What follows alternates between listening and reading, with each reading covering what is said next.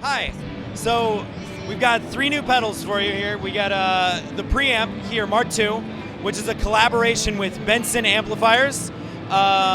You have at its core the Benson amplifier circuit with gain, bass, treble, and volume. And what we've added is a fuzz that's either out of the circuit, an open voiced fuzz, or a gated fuzz. You have different clipping diodes added to the circuit as well, and a parametric EQ circuit that comes from Condor. So you can have that off, pre-gain stages or post-gain stages with selectable resonance, boost your mids, attenuate your mids, and select the corner frequency around which you're doing that. And the whole thing has motorized faders, so you can see both pedals controlled over MIDI. And the key thing here is the sliders are always going to move to what your saved preset is. When you glance at the pedal, you'll see the sounds that it's making. It's always telling you what state that it's in. And yeah, that's the general idea with preamp.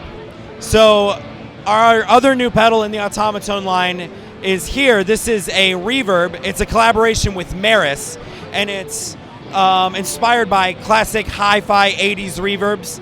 And you have 3 different algorithms: room, plate, hall. You have different amounts of diffusion, which kind of smears your sound in the reverb trails.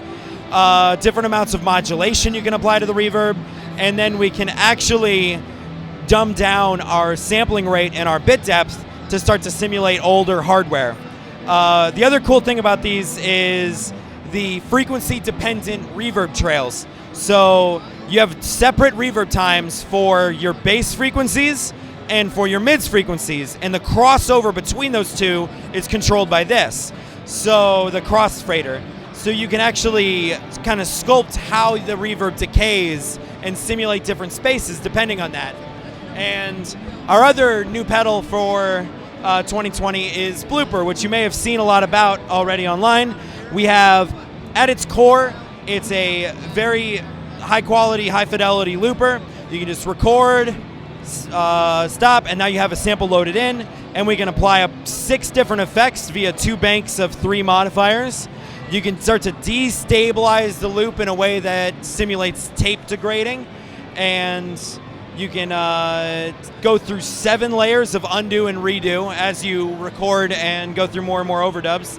And it just gives you a lot of tools to build really complex sounds or just very simple loops that you can play around with. And so these are the new additions for 2020.